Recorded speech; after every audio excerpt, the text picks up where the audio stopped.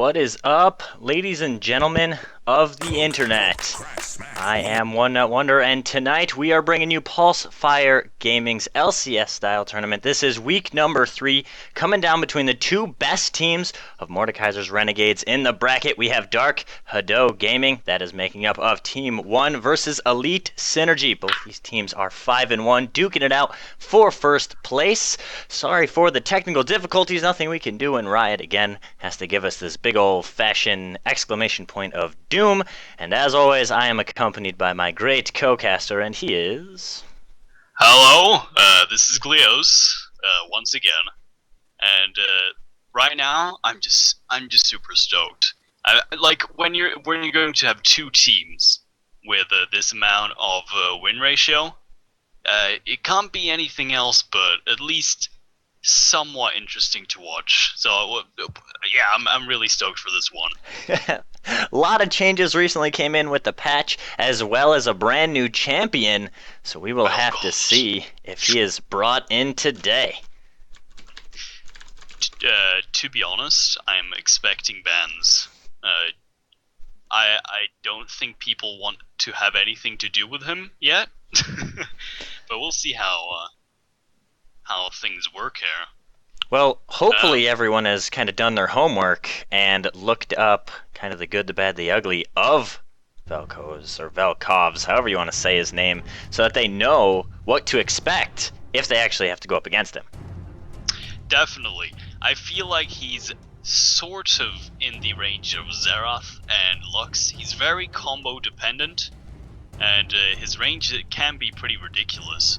But right now, everything's up in the air. It's just like when Yasuo came out the first time, no one knows what to do with him. So personally, I'm just waiting for some pro guy to tell me how to play him. Yeah, absolutely. It's usually how it works. We will have to wait and see, and this is one of the things, with the new champion coming out, you never know how he actually is. Of course, the first day, people are going to roll with him because no one knows how to go against him. Give it a week, he's going to fall into place. The only thing I personally have a problem with is that true damage, and late game, it just melts people. Definitely, and I feel like, though some people may say it's too powerful, I think Riot made a very good job of making a champion who's very immobile, but feels like a real powerhouse, you know? Once you click that R, you just feel so powerful. And that's, yeah, it's a really fun feeling. Okay, so either way, we're going through some pretty standard bans. Annie. Well, Annie's not seen banned that often, I guess, but it's still a very powerful support most of the time. LeBlanc casted in Wukong. Wukong, of course, seeing a lot of competitive scene lately. Pretty crazy, actually. Absolutely. With his jungling and sorts. Like, do you have any idea where that came from? Did he just appear? Well, he kind of came into favor when people realized, oh, all he has to do is clone with red buff. He has a gap closer and a pop-up, and when you can combo off of other massive AoE team compositions, it's so deadly. And both these teams we have seen throughout the last weeks have played him and do very well when playing him. So yeah, completely understandable why he's taken out. It's very fun to see maybe some underappreciated champions not getting particularly buffed at all, but suddenly, for some reason, being very popular. And it shows perhaps a bit more unorthodox champion might be as viable as anyone else, to be honest. Could be, and we are seeing that Lulu, which has just come up out of the woodwork in the last 2 weeks of LCS, that, hey, Lulu mid and Lulu top are totally viable and do a ton of damage. Not as well, like great AP ratios, they can slow, they have shields, they have massive disruption with her overgrowth, and it's interesting to see her. Yeah, definitely. Personally, I've played Talon against Lulu, and I've played Kha'Zix against Lulu. Both very painful. It's a really good matchup, especially for assassins. She can pop you up if you're close to her. The extra HP, of course, helps a lot, and she just has so much CC. So yeah, great support and pretty versatile in all the other roles too. Absolutely. We've seen some AD Lulus.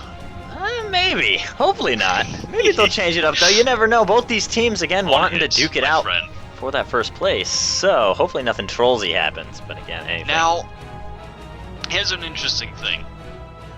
We've seen a lot of Akali lately, haven't we? Yes, we have.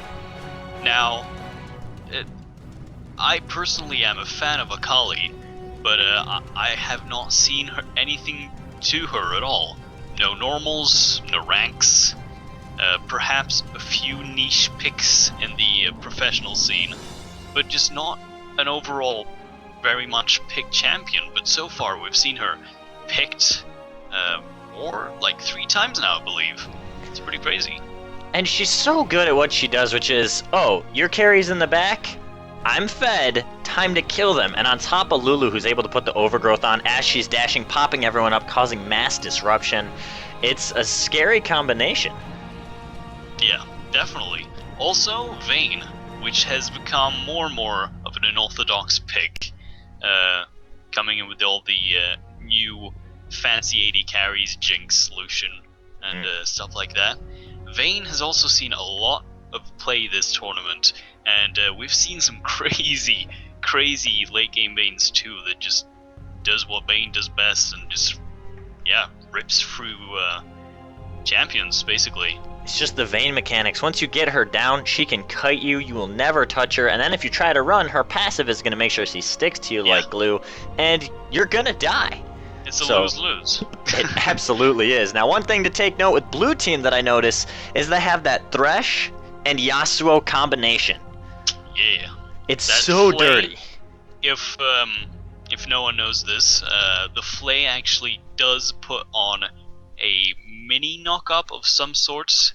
They implemented some special mini knock-up for Yasuo to combo his ult from, and his Flay specifically makes for a very easy engage for Yasuo to just press R on. And that's all he needs, really, just a hook into a carry. The Flay knocks up the AD carry, the AP, whatever, and up they go, and are most likely dead in a matter of seconds. The other thing, too, is they can combo it off of the Diana. She's able to Q in, use her Lunar Rush, immediately pull everyone super close, then Yasuo can ult as well. A little bit of a wombo combo. Great. Yeah. Let's see if we see some crazy combos going on here. That would be fun. Now, what do you guys think here that are watching? We do have a straw poll out there for who you guys think is going to win. Currently, there's only 12 votes, yet there's 30 people watching. Go on out there, take a little vote. Want to hear your thoughts? We can see both the teams here. Again, we have Dark Hado Gaming making up of that Ezreal, Yasuo, Thresh, Diana, and Riven versus the elite synergy of Elise, Renekton, Lulu, Vayne, and Akali. And here we have 2 teams who are basically similarly matched, at least in the technical sense of how the games have been going so far. And so far, they both have very strong compositions altogether. There's nothing particularly weak. I mean, Diana's an interesting jungle pick, perhaps not the best pressure early game, but she's by no means a bad jungler. So yeah, I'm really interested to see this match. If I slur with my words, I've been to the I've had a doctor's appointment. I'm not drunk. I had some sort of anesthetic, so I might sound a bit weird. I'm sorry about that. He's a little slurring on the words here, but that's okay. We don't mind. That's okay. Now, me personally, I look at Purple Team and I see that they have the Renekton and Elise. That's tons of CC and a huge front line. They have Akali to dive to the back line with Lulu, who's able to play right in that middle point between slowing and polymorphing, popping up to protect Vayne if needed even, who's able to sit in the back and the only thing she's got to worry about is a possible Diana to dive to the back line, where Well, I don't know if yeah. they're going to be able to blow her up fast enough in the team fight. Well, the thing is here, Purple Team definitely has a very good just wall defending that Vayne, and that's usually how you want to play when you have an AD carry that is Vayne, because she needs that peel to be truly effective. Sure, she can kite, but if she gets grouped on, she has a hard time.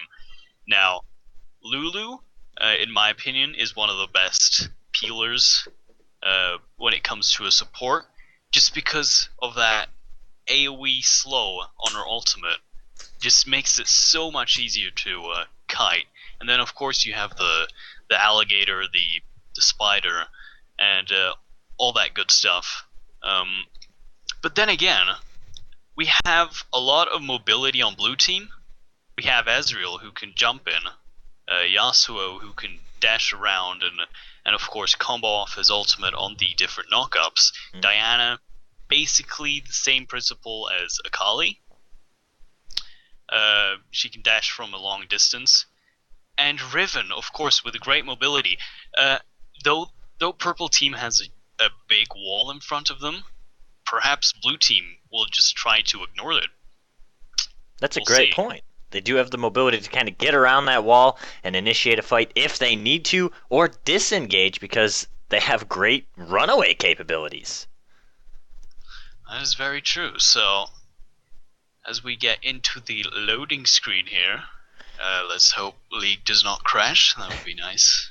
Hopefully not. They've been having a lot of problems, but based off of the straw poll and what you guys have said, 64% of you say that Elite Synergy is going to be taking the victory here to Dark Hado Gaming. We will have to see if you guys are correct, because I've been proven time and time again that I'm not. Now, both these teams are very solid teams. We've seen them week in and week out, and constantly been seeing them win. And it is going to be great to see who kind of is able to flaunt their goodness here and really claim the title of victor for the Mordekaiser Renegades here. As we see, I like this little rainbow of borders here.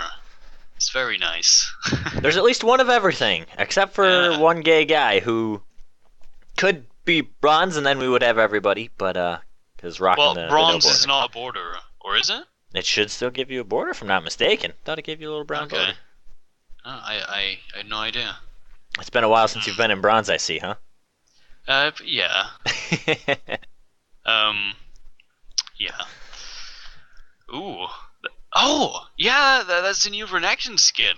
I was wondering, I was like, I know he's going to notice this. He's going to mention that skin. Well, I've not seen this skin as much as I thought I would see it. It is a great looking skin, and in-game it is so beautiful. So beautiful. I love the sound on it. The sound it makes, and all that good stuff. Okay, so the game starts, ladies and gentlemen. And the question is, how shall they start this match? I can see both of these teams going pretty aggressively, to be honest. Maybe I'm leaning a bit on blue team on this one, considering Thresh is a very good level 1. But we haven't seen a lot of aggressive play in this tournament so far when it comes to level 1. We've seen some engages. I remember someone getting caught early on, but here we're going to have a clash of some champions here. Oh! Speaking of which, there goes the hook. They're going to catch right onto the Elise, and ton of damage is coming down. She's immediately going to flash out as Aceblade runs for his life. Psywave as well is going to be forced to flash. Renekton taking so much damage and does get the Ignite burned. He's going to flash. Now it is O'Grady who's stuck against all of the opponents and gets popped up here. Is it going to be enough? The Ignite goes down the flash as well. It is going to go first blood to Aceblade as they're going to continue on to Scoop, who's going to flash. This is an insane engagement, and high risk, high reward coming out right now. Definitely first blood for the blue team. Also, 2 flashes for 4 flashes. This is a very good start for them. And Wait a second, who got the kill? Yasuo. Absolutely. That's basically one of the best champions to give that to. So yeah, definitely a very, very nice start for blue buff. Yeah, we'll see if Yasuo perhaps, it seems like he chooses not to... Oh, yeah, he chooses to buy wards actually. Probably saving the rest of the money for some sort of rush.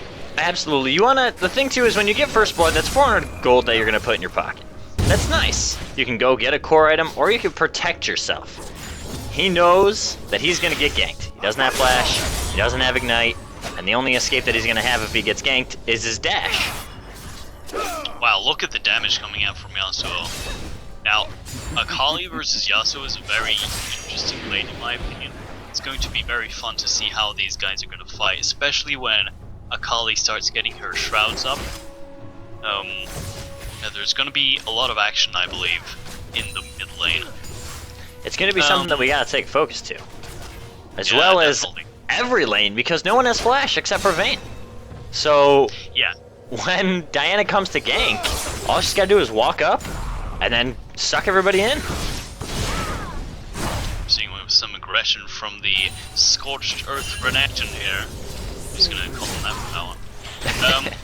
Now, interestingly enough, I'm not completely sure who is going to come out on top on this bot lane, considering there's not really a specific counter or anyone that's strong against anyone. It seems like very evenly matched lane in my opinion. Oh, we're seeing a gank coming from Elise here.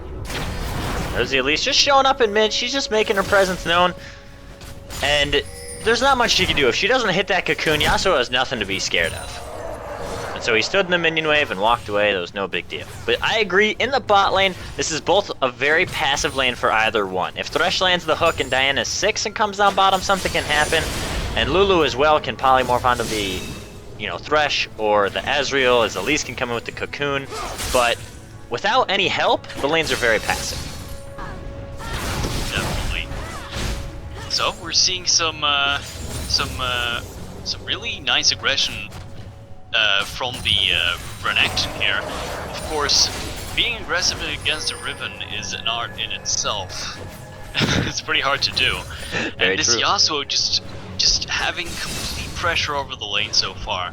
Akali's taken a lot of Qs to the face because they're both melee, and this is something Yasuo usually can't do, is just do continuous poke. And this is gonna hurt a lot once they hit level 6, and if Akali's low at that point, he might be in trouble. We might see another gank from Lisa, maybe? She's looking, she wants something to happen. But I don't know if Akali is ready for it. There's a lot of farm there. There's Ace There we Blade who go. does commit the repel coming in. The red buff does start to tick. Ace Blade with the dash through. Oh, and the wind wall is gonna stop the cocoon. Ace Blade is gonna walk out no problem. Yeah, nice use of the wind wall there. That's basically what makes and breaks the Yasuo player, is that wind. It is so detrimental for the champion. And, If you hit it, we've seen some you can pretty turn good whole team scenes. fights. Yeah, definitely. Pretty sure it's the most influential non-ultimate you can ever have. Oh, I agree. It's pretty crazy. If I was ever to make a champion, I want wind wall. Hands down, Yeah. don't care. That is my skill. I don't care if I have 4 wind walls. I want it. 4 wind walls. Sounds pretty good, actually. Now we do see that it is the Lulu support, as opposed to it being that Lulu mid or Lulu top, which has become so popular. Yeah, but we do see the Ignite, which is a sign for some pretty aggressive plays to come, most likely. Very true. Now Scoop needs to be careful in mid with only that quarter HP. Yasuo coming up onto 6 here very shortly, and if he can pop her up, it's going to be over. She's going to die. Ooh. Now Elise really determined on getting this Yasuo, wasting a lot of time not really making anything happen in the other lanes. this could be a problem, but so far it seems like all the... Oh, there we see Elise coming in again here. Does not have the red buffs this time, but there goes the Ignite. Aceblade is taken down incredibly low as Akali's going to be able to pick up the kill and survive as we look bottom. O'Grady's going to die to Reg Frost, and they're going to continue on. Vane's trying to make something happen out of it. Picks up one. Trent Daniel taking down Blue Bumpkin, if I'm not mistaken, and does die to the tower as Thresh is going to be able to pick up the kill. Action happening simultaneously there. But we did actually, yeah, we did see the blue team coming out on top there. That was just crazy play, if I had to say, from mid lane. Akali went in with the Elise, and Elise has spent so much time in mid that it has put her behind. She's level 5 now to Diana's 6, and she's close to 6.5 and finishing out her full buff rotation, which means now Diana's going to be a huge threat. She's not ganked a single lane. We're going to have to see if she can kind of swing the tide to give blue team even more of an advantage. Yeah, now, he did use a lot of time in that mid lane, and it sort of ruined the pressure from all the other lanes. Even though he got a kill, it's debatable if it was worth it or not, considering Yasuo can pretty much just farm his way up to standard again. So, here we might see some action from the Diana as he slides towards the bot bush. He's trying to go in there. That is warded though. And we see the ward being picked up. She's just gonna go back and farm. Now, without ward gone though, that in my opinion is a gank in itself. Considering without ward gone, they're going to be so paranoid. True. They're gonna have to sit back at the tower. Yeah, they're not gonna want to go anywhere but very close to the tower. And this is one thing with Akali. If you don't get some sort of sustain in mid with Yasuo, Akali's gonna be able to bully you out if your wind wall's not up. So we can see every time that wind wall goes down, Akali's queuing him and auto-attacking, putting down the shroud, making sure to dodge the Qs. Then once the Q's up again, throw the Q, auto-attack, always putting damage onto Yasuo here. Man, not a lot happening in the top lane. Oh, there we go. Like I said, there's Scoop going super ham. He's looking to get one more ultimate and the auto-attack over Aceblade with a turnaround kill. Comboing off of the third strike from Q, popping up the Akali, locking her down in the tower range, and that was a turnaround beautifully done. Yeah, I didn't expect that one. Yasuo can pull off some pretty crazy stuff with his ultimate, and that was very well played on his part. He flashed, got into the turret before he waited for the jump, and then as he spams off. Yeah, just waited for him to, well, there's Riven using the ultimate in top. As they come up, Diana as well goes on in. There's the Lunar Rush and the knockback. He's slowed, the Ignite comes out. Psywave misses the ultimate as one gay guy doesn't want to dive. See Riven back out along with Diana. They are just going to take what they got and go on home with it. Cannot miss that ultimate. It's pretty detrimental. That's a lot of damage potential lost there. There's the Elise rotating up, and Riven's gonna back out, no problem. Yeah, seems like he's pretty safe. Now we're seeing the bot lane actually getting pushed out of lane.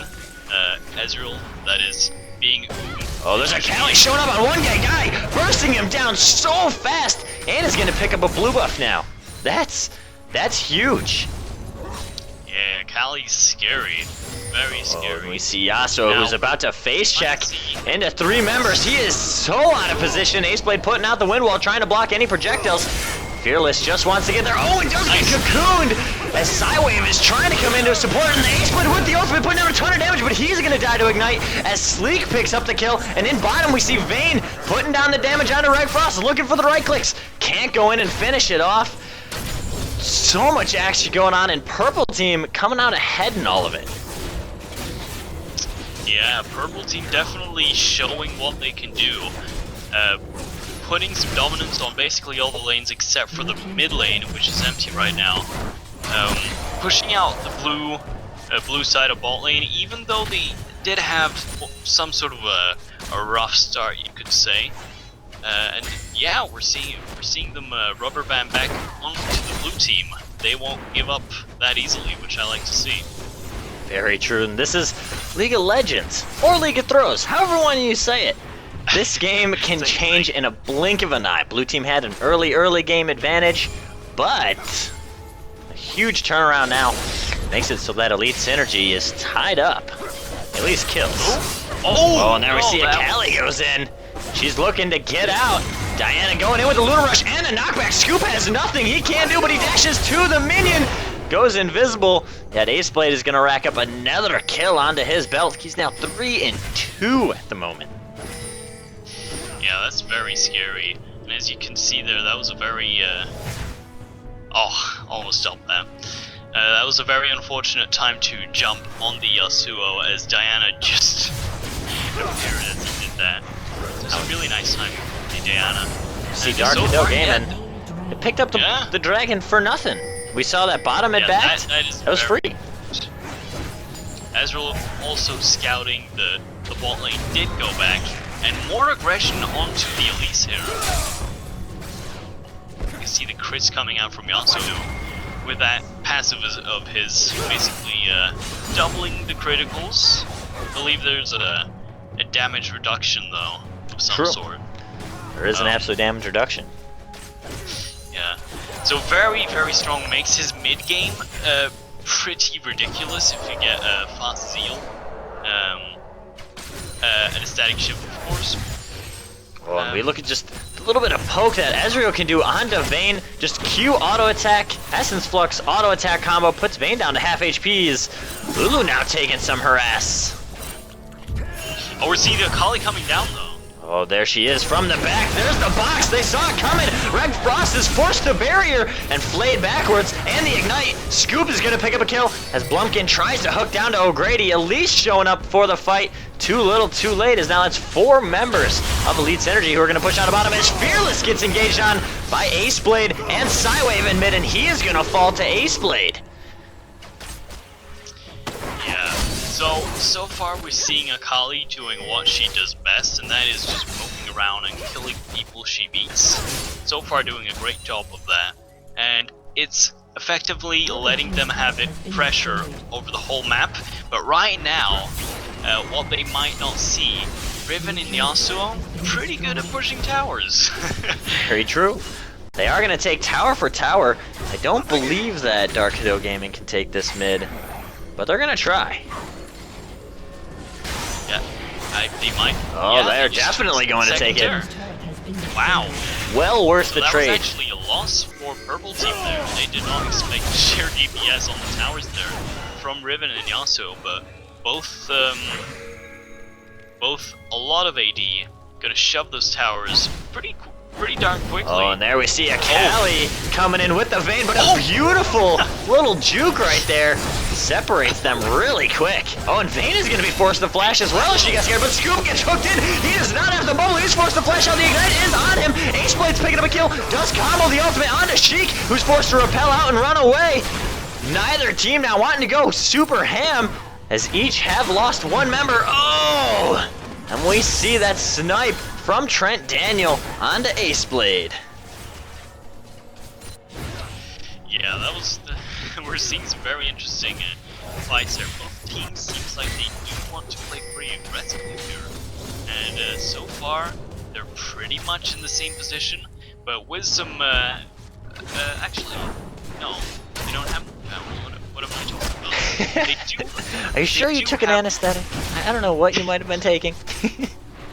They told me those anesthetics. Oh, I see. It might have been some sort of mind controlling drug. They do have a quite significant amount of gold though, which is very interesting to note. Once they go back, we might start to see that little bit of a head in gold, and that might be detrimental to the team fight that's gonna happen probably around Dragon, I presume. That would be the next time that a big fight should happen, unless it's on a tower. And the big thing to notice is that Yasuo is up pretty much 2 grand on the Akali, and that's just going to bring him into the mid game and late game even faster. And he is a threat, a huge threat right now. Yeah. As we see, he's going onto the Lulu, just but there's nobody that can stop him. There was 3 members of Elite Synergy, and no one can stop Aceblade. Oh, they do hook onto the Elise, and here comes a bit of a wombo combo, but the pop-up from Lulu, and the game has been paused. Shows as if I had to take a guess, it's Trent Daniel who may have disconnected as he's now backing at the tower here. Yeah, that might actually be it. What an engage, just that Thresh tossing out the lantern, sneaks on in and lands a beautiful hook, catching the Elise, and Sulk's currently in the air. Basically immediately. Well, she's in the air right now. She did get the repel off and the Lulu ultimate. But yeah, if she lands, it's over. We'll have to see though. Maybe she's gonna pull something crazy out. She does have flash. There's the repel. Oh, and Greg Frost's gonna pick up the kill as Diana tries to go in to get Scoop. Oh, and Lulu almost getting hooked, but the combo. Psywave is gonna kill O'Grady. And now we have Dark Hado Gaming, who's going to continue the assault up mid lane. And as we can see, in about 1.5 minutes, the Dragon will be up for picks once again, and Purple most likely is going to try to at least compete for that objective, because they're slowly but surely getting far behind in this game so far. It's still very much up in the air, but blue team so far very good at just holding that dominant position. We see some odd pings coming out, and they're going to hook onto Trent Daniel, who's then going to get gap close from the Lunar Rush and pulled back. Aceblade showing up now to the fight. Does get kicked out, however, one gate guy picks up the kill on Trent Daniel as they continue the assault. O'Grady tries to run. Now a double kill for one gate guy. He's going in for more. Renekton now in the mix. However, can he go? Renekton picks up the kill. Fearless killing one gate guy. Ezreal with an ultimate from bot lane. Oh, and Aceblade with the combo from the ultimate here. Fearless almost gets hooked by Bumpkin, and they're gonna back off. Both teams now incredibly low, or with members missing. Wow, that Renekton was a monster, that fight there. They actually had, that was the only problem they had that fight, was that Renekton just refused to die, and dealing some amazing AoE damage, of course, with the Tiamat as well, with the active. So just very nicely played there by Renekton, getting in the thick of things and just trying to get as much aggro as possible. But that hook on Vayne was amazing. Was clutch. You couldn't. Yeah, because there were 3 champions right next to her, and ooh. There's Frost putting down some hurt on O'Grady here. Does have the red buff. There we see the easily dragon. able to keep him away. Now at least wants to make something happen. There's the cocoon onto Blumpkin, and Scoop picks up the kill. Is going to continue on with the Gunblade to Frost. Renekton going in on one gay guy as 4 members of Elite Synergy start pushing up north of Dragon and trying to take it here. Aceblade putting some poke, taking down the pink. It is going to be a 3v4 if they choose to fight. Both teams not wanting to engage. Aceblade does get the pop-up onto Vayne. Trent Daniel taking incredibly low, and he's going to die to Psywave as they continue on to O'Grady, who is going to die as well. Aceblade does have Ignite on him. And we see that Fearless picks up the kill now and is just riven. It is a 2v1. Can Renekton do it? No, he can't, as Ezreal with a snipe from base with the True Shot Barrage, and he secures the ace now for Dark Hado Gaming. Man, so far I gotta give it to Yasuo and Riven. They are just jumping on those carries, and as I was talking about, it seems like that is currently the plan they have. They just ignore Renekton. As you can see, Renekton is always the one standing last in that fight, because they just go straight for Vayne, Lulu, and all the other squishy champions in between.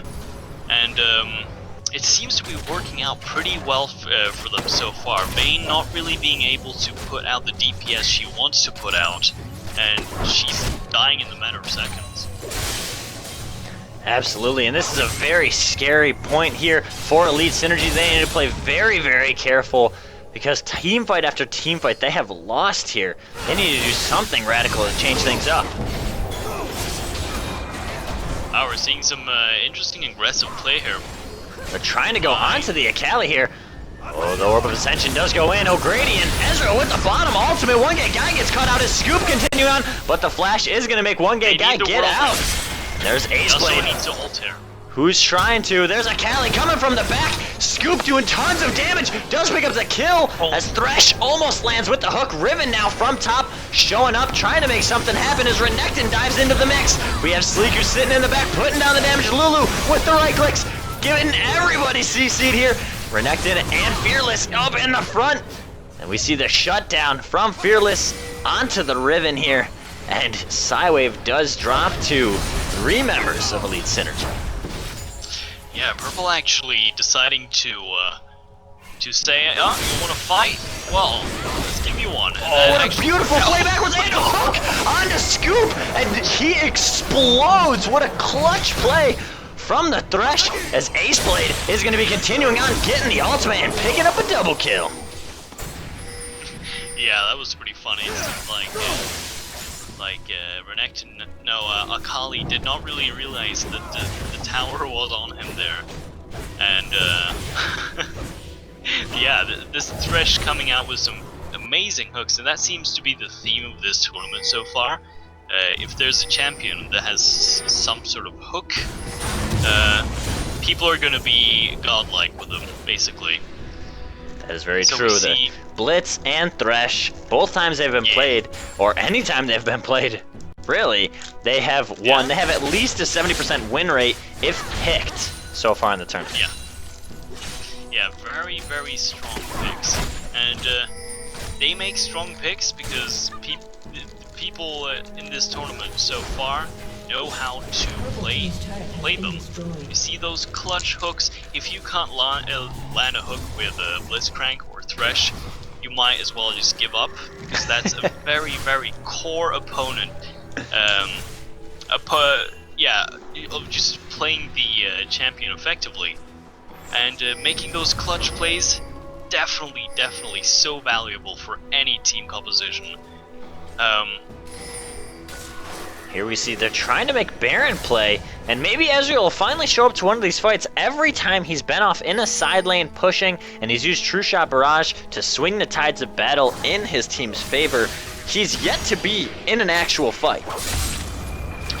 Yeah, and I think we will notice once that happens, considering he is very powerful right now. Though not up in farm, just generally up in kills and assists. And if we have a look at the gold, see, he is up a grand on the Vayne. Yeah, he's up a grand. So, I just put on slow-mo, that's not cool. So we see here, there we go. Hado Gaming has the lead right now. All they have to do is group up and push whatever lane they want to. If they want to push top tower, if they want to go for an inhibitor to get some map presence, that's all they need to do. Because they have scared Elite Synergy so bad right now. Oh, but maybe they're trying to set something up. Fearless stepping up into the wave. You see, there they go, trying to go in on him, but the double dash out. The hook is going to catch on to Fearless. True Shot Barrage goes out as well. Fearless is going to use his ultimate on top of Lulu's, and he is not going to die until Ezreal picking up the kill. We see so much happening as Dark Hado Gaming picking up a double kill on Riven, and overall ace. And just like that, if they want to turn the game, that's all they have to do. Yeah, I was just going to say, yes, they are far ahead, but Purple's team composition, you don't want to mess around with it, you don't want to let them farm, you just want to get straight to the case and try to destroy the Nexus as soon as possible. They did that just Absolutely.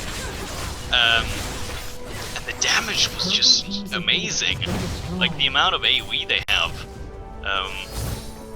Yeah, I honestly did not expect that. So, they had a great call from Dark Hado Gaming to sit in the bush, know that somebody was going to come up and push it as soon as they saw it was Renekton. Though that's the tanky front line, they said, hey guys, we're doing this, he's out of position. Yeah. They blew him up, and no matter how far he got away, Ezreal was able to pick up the kill. Riven then was able to dive in there. Yasuo and Diana were that crazy front line, as well as Thresh. No one could touch Ezreal in the back. And overall, they chased down that final kill for the ace. And it is not looking good for Elite Synergy. They need to make some sort of miracle happen. Definitely, and they weren't scared a few minutes ago, I'm pretty sure they're on their toes at the moment, because there's just one slip that needs to happen at this point. One person gets caught, and that might just be the end. So they have to play very, very cautiously to actually get any chance of winning the game now. As we can see, the dragons are getting taken. All the objectives are basically owned by them at this point. Absolutely. And all Hado the purple can do is just sort of wait and wait for the inevitable. Yeah. They need to make something happen on this tower here. Ezreal is not in this fight. This is a 4v5. Elite Synergy just needs to catch somebody to make something happen. Oh, and Vayne taken incredibly low now. His dropped down a quarter HP just from Ace Blade's Q. Yeah. Now, Yasuo, of course, getting to that late game stage earlier than what he usually does. And Yasuo late game is ridiculous. One of the best carries late game. There's no doubt about it. We see here Renekton was up on top of Diana with a huge engage in the back, blows up Vayne instantaneously as Aceblade picks up the kill on O'Grady now. And they're continuing the fight. Everyone is dropping. Elite Synergy evaporating to the power of Hado Gaming, and they're going to continue on. And this is an ace now. Minions are here, and this should be... There we go. See the surrender. That is a good game. Wow. Now that went from tipping over to their favor to complete carnage at the end there. And I think most of that came from just the sheer amount of assassination potential they had. Like they had so many people who could just snap right there in the carry's face and blow their heads off. Basically, the amount of damage was crazy. I'm gonna check that actually because I'm quite curious. That last fight, all it came down to was, hey, Renekton's up in top, there's nobody defending bottom, that wind wall went up, they melted the tower down, and as soon as Diana saw that opportunity, she flashed, queued in, Lunar rushed, blew up Vayne so fast, popped the hourglass, and it was over. Diana did really surprise me. That was crazy. And poor Vayne being stopped in her tracks basically all the time by all the different assassins, did 3,000 less damage than Thresh.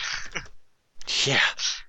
And 1,000 less than Lulu, which is pretty sad. Poor Vayne couldn't really do anything though. Tried to attack people and just didn't work out. Absolutely, she was instantly blown up. Yeah, very, very good game. I like that. That was a great game from Hado. They rack it up. Now they are 6-1, kicking Elite Synergy to 5-2. We now have our big dog in the bracket. Hado, you better watch your backs because everyone's going to be going for you now. Coming up here, we are going to have Team